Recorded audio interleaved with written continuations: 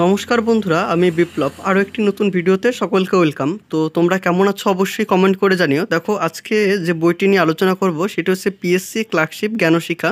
তো বইটির নাম দেওয়া হয়েছে। তো আমরা জানি যে আপকামিং ক্লার্কশিপের পরীক্ষা রয়েছে। তো সেক্ষেত্রে দাঁড়িয়ে তো একটি গাইড বুক বা একটি প্র্যাকটিস সেট কিন্তু খুবই গুরুত্বপূর্ণ বা সবারই কিন্তু একটি জরুরি রয়েছে। তো এটি কিন্তু পাবলিশড হয়েছে বর্ণপরিচয় থেকে। তো এটি কিন্তু নতুন এডিশন, একদম 2024-এর সম্পূর্ণ নতুন সিলেবাস অনুসারে। আর এটির মধ্যে পেয়ে যাবো আমরা টোটাল 8000 এমসিকিউ পেয়ে যাচ্ছি। আর বিগত বছরে দেখো প্রশ্নোত্তর পেয়ে যাবো 1997 থেকে 2019 সাল পর্যন্ত যতগুলো আমাদের পিএসসি ক্লার্কশিপের পরীক্ষা হয়েছিল ততগুলো কিন্তু আমরা এখানে প্রিভিয়াস ইয়ারের কিন্তু কোশ্চেন পেয়ে যাবো। সম্পাদনায় রয়েছে জগন্নাথ জানা স্যার। তো এখানে দেখো টপিকগুলো দেখো, গণিত, ইংরেজি ও সাধারণ জ্ঞানের ওপর উন্নত মানের প্রশ্ন কিন্তু এখানে পেয়ে যাবো। আর এর দেখো বাইন্ডিং কোয়ালিটিটা যথেষ্ট পরিমাণে রয়েছে। এর দামের কথা যদি বলি, এখানে দাম আছে তোমার 550 টাকা। এখান থেকে তোমরা 25 থেকে 30% ডিসকাউন্ট পেয়ে যাবে। তো আমি নিয়ে এসেছি অপুদার দোকান থেকে, সেখান থেকে তোমরা কিন্তু 30% ডিসকাউন্ট পেয়ে যাবে। তার নাম্বারটি অবশ্যই কিন্তু ডিসক্রিপশনে দেওয়া থাকবে, তোমরা চাইলে কিন্তু সেখান থেকে চেক আউট করে নিতে পারো। আর দেখো পিএসসি ক্লার্কশিপ পরীক্ষার সিলেবাস এখানে রয়েছে। তো এখানে সিলেবাসটা দেওয়া রয়েছে। তারপরে থাকছে আমাদের সূচিপত্রতে দেখো বিগত বছর প্রশ্নোত্তর, গণিত, ট্র্যাডিশনাল জিকে, অর্থনীতি, ইতিহাস, ভূগোল, সংবিধান, বিজ্ঞান প্র্যাকটিস সেট রয়েছে। আর বাংলা এবং ইংরেজি রাইটিং এবং গ্রামারের উপরে কিন্তু বেশ কিছু তথ্য রয়েছে।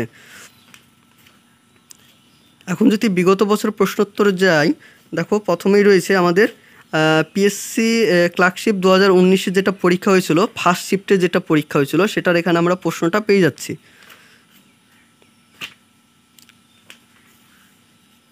প্রশ্নটা এখানে পেয়ে যাচ্ছি 100টা। তারপর এখানে আমরা কিন্তু উত্তরটা মিলিয়ে নিতে পারবো। তারপরে শুরু হচ্ছে আমাদের পিএসসি ক্লার্কশিপ সেকেন্ড হাফে যেটা পরীক্ষা হয়েছিল 2019 সালে, সেটার এখানে প্রশ্নটা পেয়ে যাব।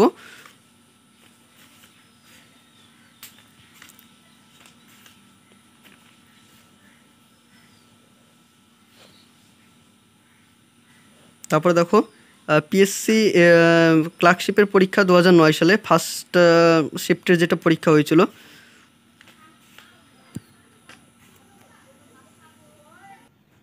তারপর শুরু হচ্ছে দেখো আমাদের অধ্যায় গণিত। তো গণিত থেকে আমরা প্র্যাকটিস সেট এখানে পেয়ে যাচ্ছি।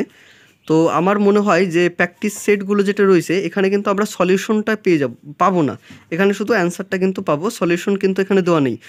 এখানে যদি সলিউশনটা দেওয়া থাকতো অঙ্কের, তাহলে আমার মনে হয় যে একটু বেশি ভালো হতো আর কি। এখানে যতগুলো ম্যাথের প্র্যাকটিস সেট থাকছে সেখানে কিন্তু সলিউশনগুলো কিন্তু দেওয়া থাকছে না, এখানে শুধু অ্যান্সারটা কিন্তু থাকছে।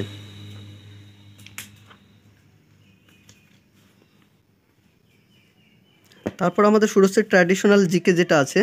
দেখো ট্র্যাডিশনাল জিকে এখান থেকে আমাদের শুরু হচ্ছে।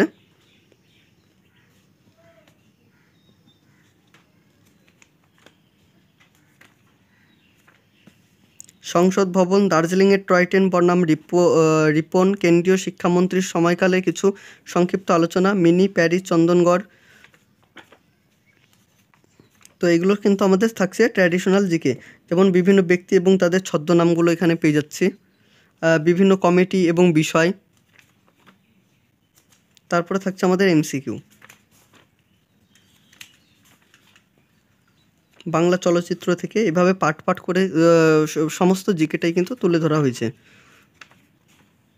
তারপর আমাদের শুরু হচ্ছে অর্থনীতি থেকে দেখো পেয়ে যাচ্ছি ভারতের কর ব্যবস্থাকে দুটি ভাগে ভাগ করা যায়।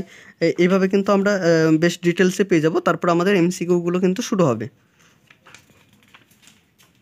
রিজার্ভ ব্যাঙ্ক অফ ইন্ডিয়ার কার্যাবলী, ভারতের ব্যাংক প্রতিষ্ঠার ইতিহাস, ভারতীয় রিজার্ভ ব্যাঙ্ক।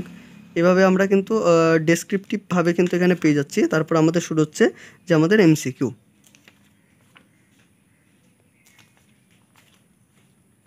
তারপর শুরু হচ্ছে আমাদের হিস্ট্রি থেকে প্র্যাকটিস সেট 1 শুরু হলো। যে প্র্যাকটিস সেটগুলো দেওয়া আছে এগুলো যেগুলো প্রশ্ন এখানে তুলে ধরা হয়েছে সেগুলো কিন্তু যথেষ্ট উন্নত মানের প্রশ্নগুলো দেওয়া আছে। যেমন দেখো, কোনটি অল হোয়াইট মিশন নামে পরিচিত? কবে জাতীয় কংগ্রেস লখনৌ অধিবেশনে প্রথম সমাজতন্ত্র কথাটি উপস্থাপন করেছিল? গণপরিষদের প্রথম সভাপতি সচ্চিদানন্দ সিনহা, এই নামটি প্রস্তাব করেন কে? আমেরিকা ও আয়ারল্যান্ড বয়কটে ডাক দেন কে? এভাবে কিন্তু আমরা কিন্তু প্রশ্নগুলো পেয়ে যাচ্ছি। তারপরে ইতিহাসে দেখো উল্লেখযোগ্য সাল এবং ঘটনা, এখানে সাল উল্লেখ করা আছে এবং কী কী ঘটনা হয়েছিল সেটা উল্লেখ করা আছে। তারপর শুরু হচ্ছে আমাদের মধ্যযুগে 1206 থেকে 1707 পর্যন্ত যে সালে যে ঘটনাটা হয়েছিল টোটালটাই কিন্তু এখানে বর্ণনা করে দেওয়া আছে।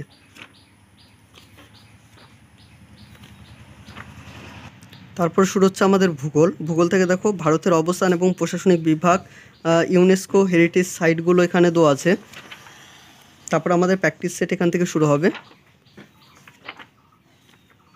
সংবিধান, সংবিধান থেকে ডেসক্রিপটিভভাবে কিন্তু প্রথমের দিকে থাকছে, তারপরে এমসিকিউগুলো কিন্তু শুরু হচ্ছে। তারপর শুরু হচ্ছে আমাদের বাংলা রাইটিং। তো বাংলা রাইটিং থেকে যেভাবে একটা রাইটিং লিখতে হয় সুন্দর করে গুছিয়ে, সেটা কিন্তু এখানে কিন্তু টোটালটা কিন্তু বর্ণনা করে দেওয়া আছে। বাংলা থেকে ইংরেজি অনুবাদ কিভাবে করব সেভাবে কিন্তু আমরা পেয়ে যাব। প্রতিবেদন পেয়ে যাচ্ছি। সারমর্ম এবং সারাংশ, পশ্চিমবঙ্গে পর্যটন শিল্প। তারপর শুরু হচ্ছে আমাদের ইংলিশে কীভাবে প্যারাগ্রাফ লিখতে হয় এভাবে কিন্তু আমরা পেয়ে যাব। তো এই ছিল আজকের ভিডিও। তোমাদের যদি ভালো লেগে থাকে তাহলে অবশ্যই একটি লাইক করে দিও। আর কোনো যদি তোমাদের প্রশ্ন থাকে তাহলে অবশ্যই কমেন্ট করে জানিও, আমি রিপ্লাই দেওয়ার কিন্তু অবশ্যই চেষ্টা করব।